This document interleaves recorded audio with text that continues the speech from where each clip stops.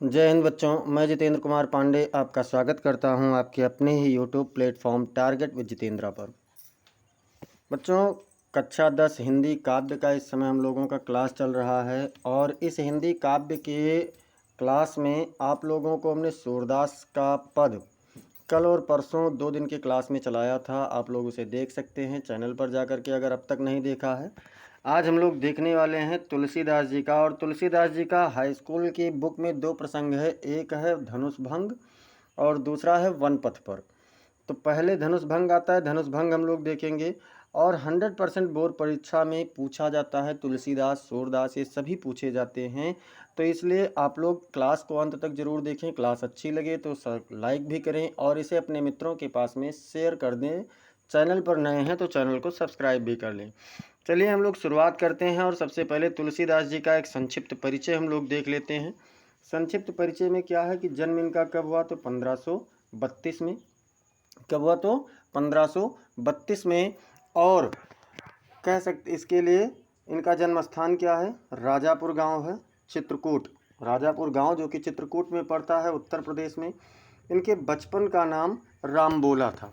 बचपन का नाम क्या था, रामबोला था। इनकी माता और पिता, माता का नाम हुलसी और पिता का नाम आत्माराम दुबे था। इनकी मृत्यु संवत 1680 यानी कि 1623 में हुआ है। इनके जन्म और मृत्यु के लिए दोनों के लिए एक दोहा है। 1554 से कालिंदी के तीर, श्रावण शुक्ला सप्तमी तुलसी धर्यो शरीर। ध्यान रखिए, 1554 से कालिंदी के तीर, श्रावण शुक्ला सप्तमी तुलसी धर्यो शरीर। और जब इनकी मृत्यु की बात आती है तो उसके लिए भी दोहा है कि संवत 1680 अस्सी गंग के तीर, श्रावण कृष्णा तीज शनि तुलसी तजो शरीर। तो सावन महीने में ही इनकी जन्म हुआ और सावन महीने में ही इनकी मृत्यु हुई। इनके गुरु यानी शिक्षक कौन थे, तो इनके गुरु नरहरिदास थे। और लेखन विधा इनकी क्या रही है, तो काव्य रही है। शिक्षा की बात करें तो संत बाबा नरहरिदास ने भक्ति के साथ साथ इन्हें वेद वेदांग, दर्शन, इतिहास, पुराण आदि की शिक्षा दी थी। भाषा इनकी अवधी और ब्रज दोनों भाषाओं में इन्होंने रचना किया है। शैली में क्या है, तो इनकी शैली छप्पे रही है, दोहा है, चौपाई भी है, गीत भी है और कवित्व और सवैया का भी इन्होंने प्रयोग किया है। प्रमुख रचनाओं में अगर हम लोग देखें तो प्रमुख रचनाओं में क्या क्या है, रामचरितमानस जो कि इनकी सबसे प्रसिद्ध रचना है, जिसके कारण ये बहुत अधिक लोकप्रिय हुए हैं। और उसके बाद में जानकी मंगल है, दोहावली है, गीतावली है, पार्वती मंगल, रामलला नेछु, रामाज्ञा प्रश्न आदि इनकी कई रचनाएं हैं। अब साहित्य में स्थान अगर देखें तो ये श्रेष्ठ भक्त हैं, ज्ञानी, विचारक, लोकनायक, दार्शनिक व मानव जीवन के सफल पारखी के रूप में सर्वश्रेष्ठ कवि के इन्हें माना जाता है। चलिए हम लोग इनका धनुष भंग का प्रसंग देखते हैं। और ये धनुष भंग का जो प्रसंग है बच्चों, ये लिया गया है रामचरितमानस के बालकांड से। कहाँ से है, तो रामचरितमानस के बालकांड से है। जब ये विश्वामित्र के साथ में, भगवान राम वन को जाते हैं, ताड़का का वध करते हैं। उसके बाद में जनकपुर से बुलावा आता है, जहाँ पर सीता स्वयंवर होता है, तो वहाँ पहुँचते हैं। तो जो धनुष भंग होता है उस समय का प्रसंग तुलसीदास बाबा ने यहाँ पर लिया है। और ये वही प्रसंग यूपी बोर्ड ने अपने सिलेबस में शामिल किया है। उदिति उदयगिरि मंच पर, रघुवर बाल पतंग, विकसे संत सरोज सब, हर से लोचन भृंग। यहाँ भृंग होना चाहिए, श्रृंग नहीं है। तो अब क्या है बच्चों, उदिति मतलब जैसे उदय होता है, कहाँ पर, उदयगिरि, उदयाचल पर्वत पर, मंच यानी उदयाचल मंच रूपी पर्वत पर, उदयाचल पर्वत रूपी मंच पर, रघुबर बाल पतंग, बाल मतलब छोटे से, पतंग मतलब सूर्य, जिससे रघुबर के भगवान राम यानी राम रूपी छोटे से सूर्य का उदय होता है। यानी उदयाचल पर्वत रूपी मंच पर रघुवर अर्थात श्री राम रूपी सूर्य का उदय होता है, अर्थात मंच पर पहुँचते हैं। विकसे संत सरोज सब, तो जो संत रूपी सरोज अर्थात कमल हैं, सभी विकसित हो जाते हैं। जब सूर्य को देखते हैं अर्थात राम को देखते हैं तो विकसित हो जाते हैं, खिल उठते हैं। हर्षे लोचन भृंग, और नेत्र रूपी भौरे हर्षित हो जाते हैं। अगर इसमें पूछा जाए तो रूपक अलंकार है, छंद आपका दोहा है। छंद कौन सा है बच्चों? दोहा है। और भक्ति रस है यहाँ पर, और भाषा अवधि है। शैली अगर देखा जाए तो शैली क्या है? बोधगम्य शैली का प्रयोग किया गया है यहाँ पर।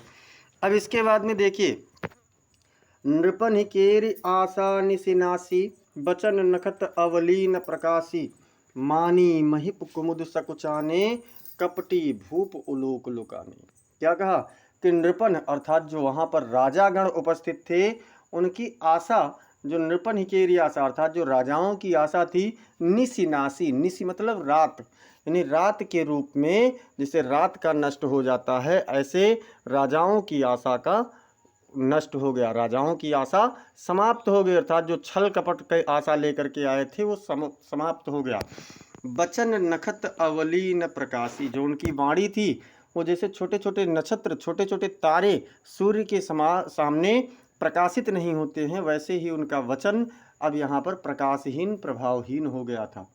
मानी महिप कुमुद सकुचाने, जो मानी यानी अहंकारी, महिप माने राजा, कुमुदनी के समान सकुचित हो चुके हैं, सकुचा रहे हैं।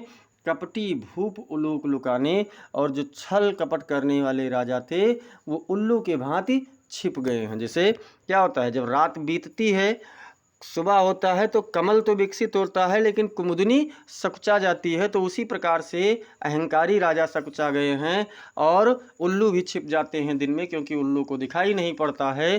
तो कपटी राजा उल्लू की भांति छिप गए हैं। भय विशोक कोक मुनि देवा, बरस ही सुमन जनाम ही सेवा। भय विशोक मतलब शोक रहित हो गए हैं। कौन? कोक मुनि देवा, चकवा रूपी, चकवा एक प्रकार का पक्षी होता है जो रात में इनका जोड़ा बिछड़ जाता है। जैसे ही सूर्यास्त होता है इनका जोड़ा चकवा का, इनको क्रौंच पक्षी भी कहा जाता है, चकवा का जोड़ा बिछड़ जाता है और सुबह होते ही ये लोग मिल जाते हैं। तो वही कह रहे हैं कि जो कोक यानी चकवा रूपी मुनिगण हैं वो शोक रहित हो गए हैं, अर्थात उनका सारा शोक समाप्त हो गया है। बरस ही सुमन जनाम ही सेवा, और देव मुनि देवगण जो सभी थे शोक रहित हो गए हैं और क्या कर रहे हैं? पुष्प वर्षा करके अपनी सेवा भाव को प्रस्तुत कर रहे हैं।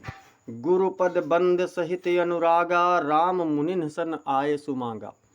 मतलब अनुरागा, अनुरागा मतलब प्रेम, अनुराग माने प्रेम। तो अपने गुरु के चरणों की बहुत अनुराग, बहुत प्रेम भाव से वंदना करके राम ने क्या किया है? मुनि सन आयस मांगा। राम ने मुनि श्रेष्ठ से आदेश मांगा है कि अब मुझे आप आदेश दीजिए। सहज ही चले सकल जग स्वामी, मत बन मंजुवर कुंजर गामी। सहज ही चले सकल जग स्वामी, मतलब जो संपूर्ण जग के स्वामी हैं, ईश्वर हैं, वो इतने सहज भाव से चल रहे हैं। मत मंजवर कुंजर गामी, मानो कोई मतवाला हाथी कुंजे के वन में भटकते हुए, घूमते हुए जा रहा हो। ऐसे ही भगवान राम जो कि तीनों लोकों के स्वामी हैं, एक मतवाले हाथी के रूप में चलते जा रहे हैं। चलत राम सब पुर नर नारी, पुलक पूरी तन भय सुखारी।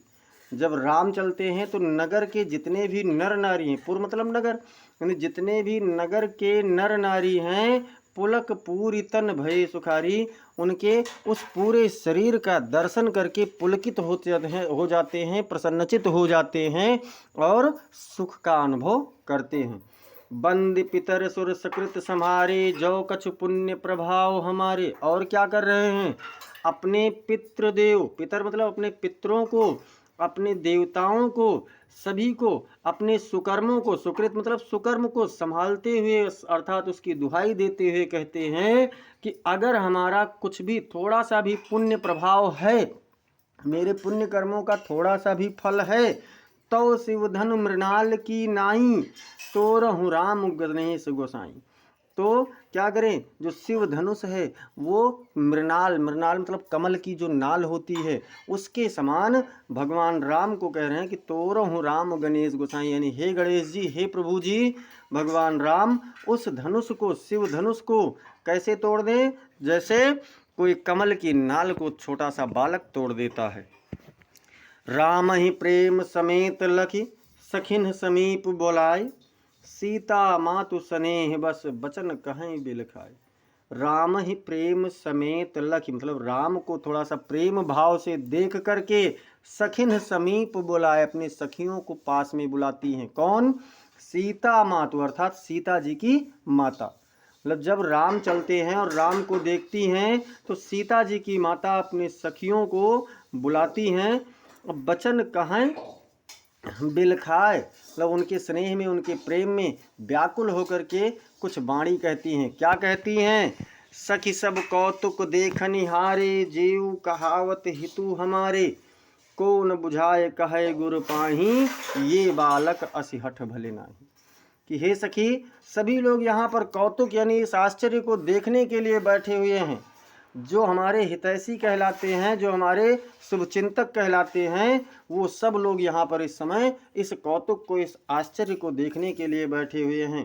कौन बुझाए कहे गुरु पाही, कोई भी गुरु को भी नहीं समझा रहा है और ना उन्हें बता रहा है कि ये बालक असी हठ भले नाही, कि इस प्रकार से बाल हठ अच्छा नहीं होता है। यानी कहते हैं सीता जी की माता जी कि हे सखी, यहाँ पर जितने भी लोग हैं वो सभी केवल इस अचरज को, इस कौतुक को देखने के लिए बैठे हुए हैं। जो हमारे हितैषी कहलाते भी हैं वो भी गुरुदेव को नहीं समझा रहे हैं, उन्हें नहीं बता रहे हैं कि इस प्रकार का बालहठ ठीक नहीं होता है। रावण बाण छुआ नहीं चापा, हारे सकल भूप करिदापा, सो धनुराज कुंवर कर देही। एक मिनट।